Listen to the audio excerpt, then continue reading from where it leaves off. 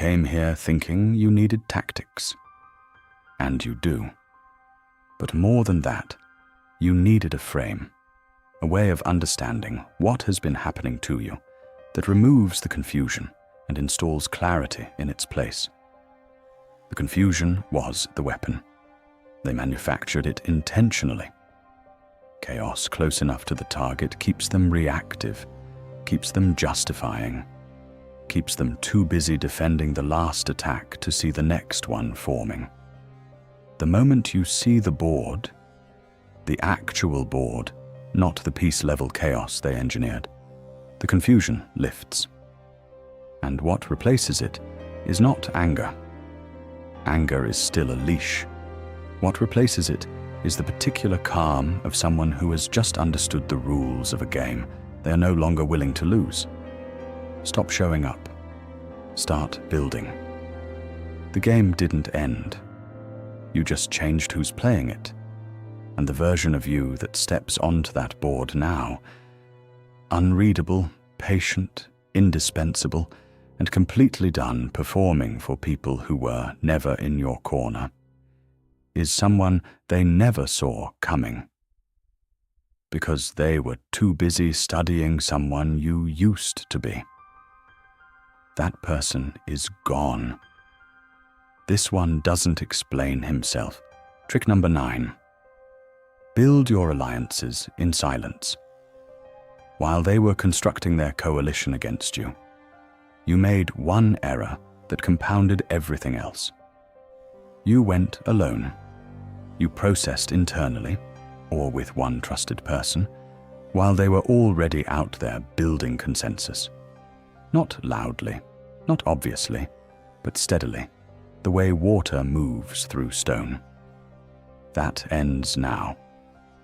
Not by announcing yourself, not by campaigning or making your case in rooms where the verdict is already in, but by investing, genuinely, consistently, without visible agenda, in the people who matter in your world. Showing up, contributing, delivering, extending gratitude before it's owed. The dirty player moved against you expecting isolation. They counted on the silence around you being evidence of something. The moment they look up and realize you are not surrounded by emptiness, but by people who have seen who you actually are.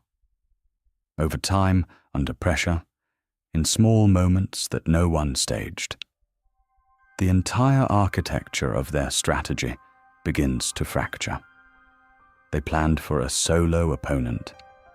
They did not plan for someone who had been quietly building a foundation while they were busy building a case. Trick number 10. Walk away like you never needed them. This is the move they never recover from. Not because it inflicts maximum damage, though it does, but because it retroactively rewrites every assumption they made about why the relationship mattered, why the campaign mattered, why any of it mattered. When you leave without rage, without a final speech, without the satisfaction of letting them know precisely how much damage they did, you take the entire narrative with you. They wanted to matter enough to break you. They needed to be the reason you changed, the reason you suffered, the reason you had to fight your way back. They don't get that. The cold departure, composed, permanent, face forward, with zero performance in either direction, tells them something they cannot unhear, that the whole time they were playing against you, you were building something that didn't require them at all. That's not a parting shot. That's not a power move. That's just the truth. And the truth, delivered quietly in the form of your total absence, is the most devastating thing you can offer someone who needed you to keep needing them back. Here is what actually happens when you implement all 10 of these moves in sequence. The dirty player loses their map. They lose their emotional leverage. They lose the predictable opponent they spent months studying. They lose the narrative monopoly because your behavior tells a competing story they cannot edit, cannot spin, and cannot take credit for.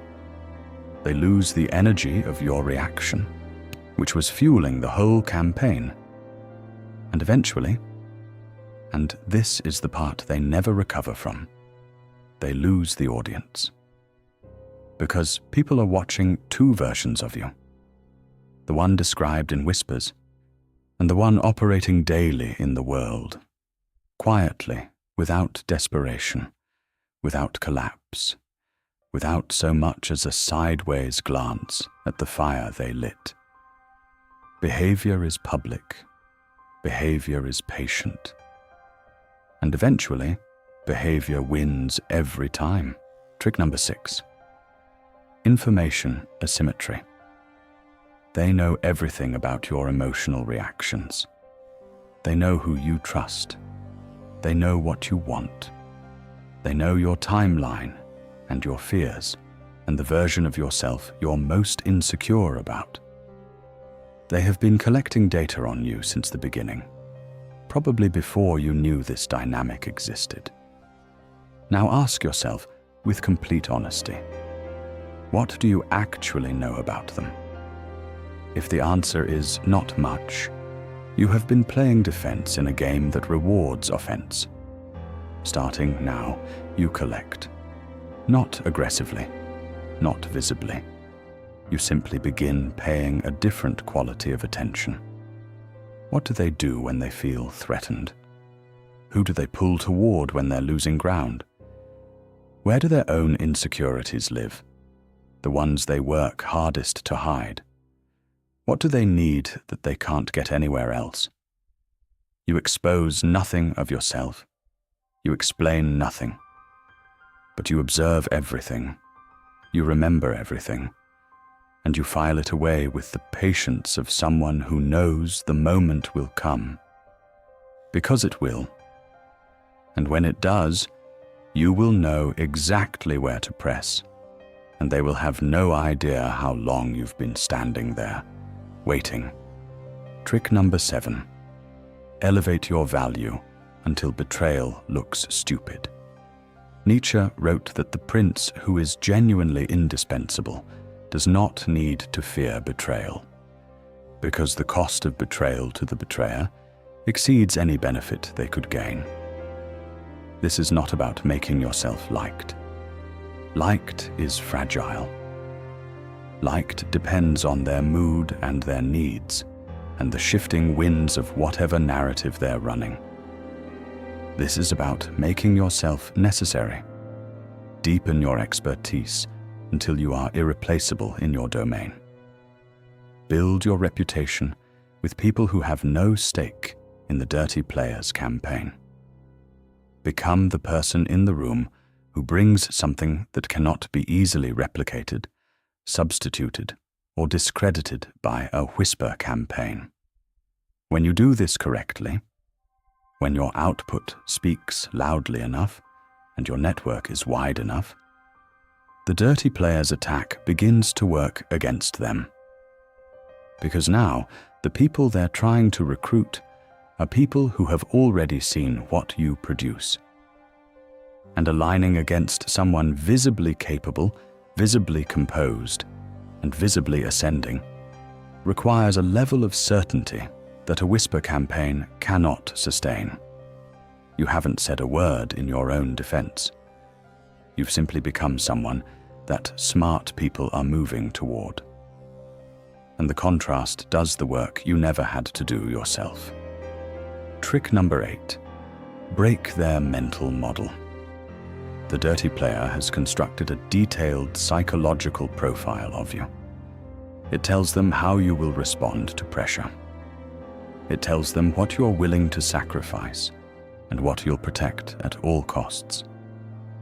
It tells them your rhythm, when you'll push back, when you'll go quiet, when you'll reach out to smooth things over. That profile is their roadmap, and they have been navigating it with precision. Your job is to make it wrong. Not randomly, strategically. Do something they didn't predict. Withhold a reaction they were certain you'd have. Show up somewhere they assumed you wouldn't. Change a behavior they had built their next move around. One calculated deviation creates confusion. 2 creates doubt. 3 creates the complete destabilization of the mental model they spent months constructing. And here is what that costs them: time, energy, confidence, and the appearance of certainty they were performing for everyone else. They have to start over with someone who keeps moving. And starting over in the middle of an ongoing campaign is an exposure they didn't budget for. Trick number 4. Control the frame. The dirty player is not just spreading false information. They are building a frame, a psychological lens through which everything you do will now be interpreted. Once the frame is established, it is nearly self-sustaining. Defend yourself? Arrogant? Stay silent? Guilty? Show emotion? Unstable? Try to explain? Desperate? Make a comeback? Threatened? The frame is a trap designed to make every exit look like confirmation. You cannot win a game played entirely on someone else's board using someone else's rules. The only move is to refuse to play inside their frame entirely. Never argue their narrative on its own terms. That legitimizes it. Never address it directly. That centers it. State your own reality simply, without defensiveness, and without referencing theirs. Let 2 versions of you exist simultaneously in the world. The one they invented, and the one you demonstrate. Quietly, consistently, without performance. Through behavior, and through the quality of what you build. Over time, behavior wins, because behavior is public. Behavior is cumulative, and behavior does not lie, even when the person narrating it does. Trick number 5. Weaponize silence. Between the 5th and 6th move, stop for a moment. Because if you've been playing the reactive game for long enough, you know exactly how it feels to run through every version of the wrong strategy. The confrontation that escalated everything. The explanation that gave them 3 new angles. The emotional outburst that became the headline. The apology that they used as admission. You've been fighting a war with weapons they issued you. Every tool you reached for was already part of their plan. This is the moment to put those down, not out of defeat, but out of strategic evolution. Understand this clearly. This is not about punishing them. You don't have the bandwidth to manage their punishment and your own ascent simultaneously. Choose the ascent, and it starts with the most disorienting weapon in your entire arsenal. Saying absolutely nothing. Silence, deployed with intention, does not communicate weakness. It communicates that you are operating at an altitude where the noise they're generating simply does not reach you. It makes the people watching fill in the blank. And what people invent when they see composed stillness in the face of provocation is almost always more devastating to your opponent than anything you could have scripted. The dirty player needs your participation. They need the volley. They need the emotional ping-pong that makes you look equally implicated. Remove your paddle. Let them serve into a wall. The lion does not explain itself to the insect. Not because the lion is arrogant, because the lion has already decided what deserves its energy. And this is not it.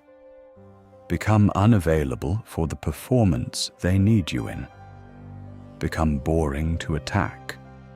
Become the person whose stillness is more threatening than anyone else's noise. Trick number 1. Become emotionally invisible.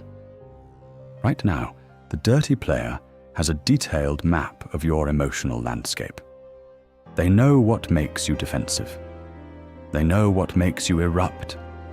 They know which accusations land hardest and which silences unravel you fastest. They know the topics that make your voice tighten, and the moments when your composure cracks just enough to give them something to work with. That map is their most powerful weapon, more powerful than anything they've said about you, more powerful than any ally they've recruited. Your first move is to make it obsolete, not by suppressing what you feel. Suppression is still reaction, just internal and internal reactions leak. But by training yourself to respond to everything they do with the same neutral, unreadable stillness, a flat affect, a steady gaze, a tone that communicates nothing they can weaponize. The chess grandmaster doesn't react when you make a move. They assess, they wait, they give you nothing. When the dirty player throws something at you, a provocation, an accusation, a loaded silence, and gets no emotional return, they don't feel victorious. They feel uncertain. And uncertainty, in a person who has built their strategy on your predictability, is the beginning of their collapse. Trick number 2. Let them overplay. Every dirty player has a timeline. They are working toward something. A narrative solidified, an ally stolen, a reputation dismantled, a position taken. And like every strategist who moves too fast because they're feeding on early momentum, they will overreach. They always do. The mistake most people make is trying to stop them before that moment arrives.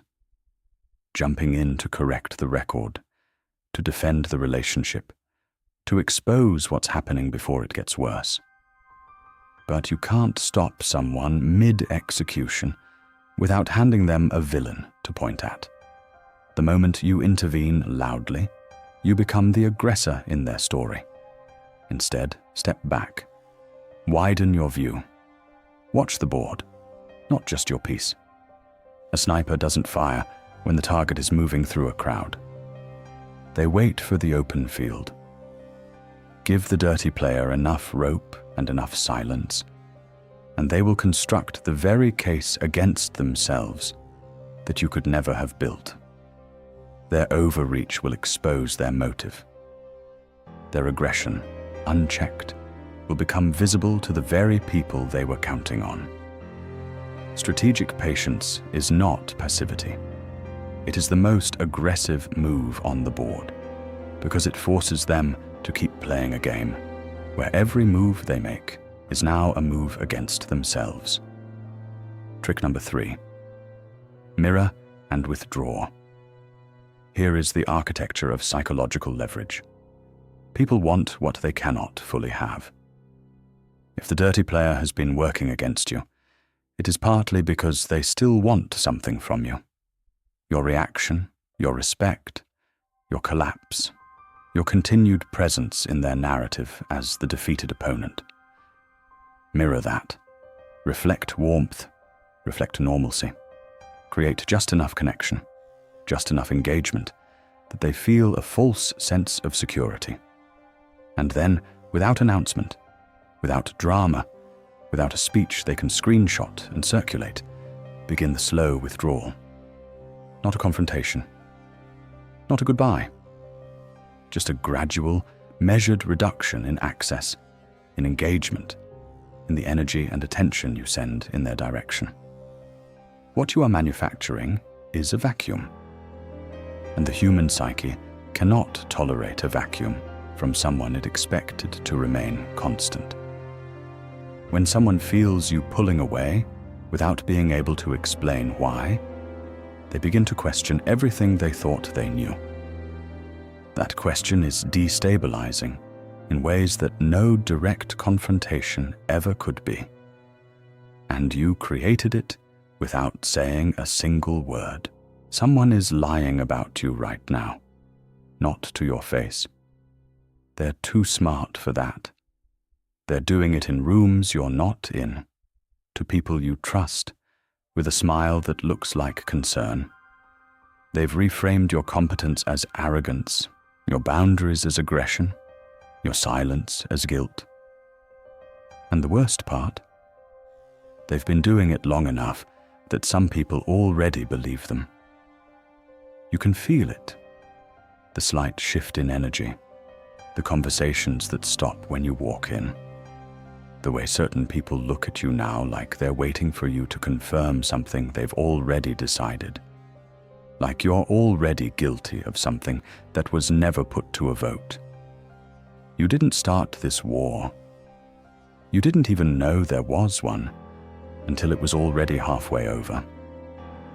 And by the time you realized what was happening, they had already built the narrative, already recruited the audience, already positioned themselves as the reasonable one in a story they wrote without you.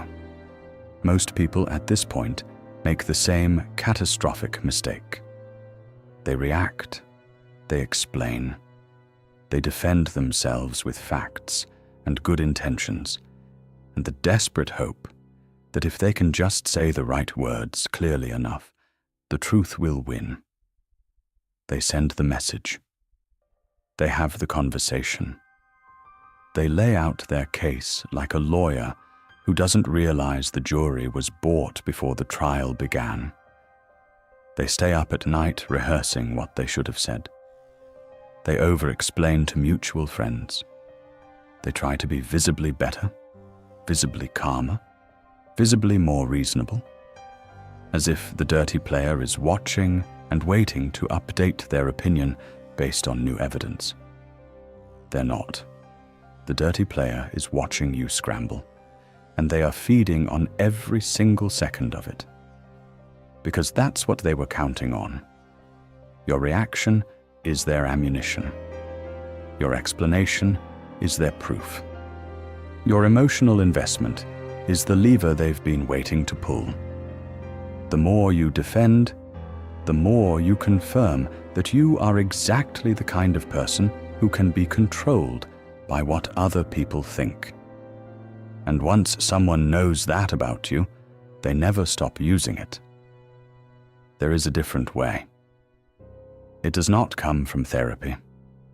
It does not come from forgiveness or understanding or giving people the benefit of the doubt they never extended to you. It does not come from a motivational speech or a morning routine or a journal prompt about your feelings. It comes from the coldest strategic minds in recorded history. From Nietzsche writing in exile, stripped of power and forced to understand it from the outside in. From Sun Tzu calculating before the first sword was drawn. From every general who ever won a war, not by being stronger, but by being unreadable. What follows is not revenge. Revenge requires them to still matter to you. This is reconstruction. This is about rebuilding yourself into something the dirty player never planned for and cannot navigate, because they built their entire strategy around a version of you that is about to cease to exist. Nietzsche understood something most people never will. Power is not aggression. Aggression is visible. Aggression is reactive. Aggression is exactly what your opponent is hoping for, because an opponent in motion is an opponent you can read, redirect, and destroy. Real power is control of information, of emotion, of narrative, of the exit. The dirty player wins when they control what you feel, when you feel it, and what you do about it. Every emotional reaction you have handed them has been logged, catalogued, and filed under how to break this person again when I need to. Your entire goal, starting now, is to take that control back, quietly, systematically, and without announcing a single move.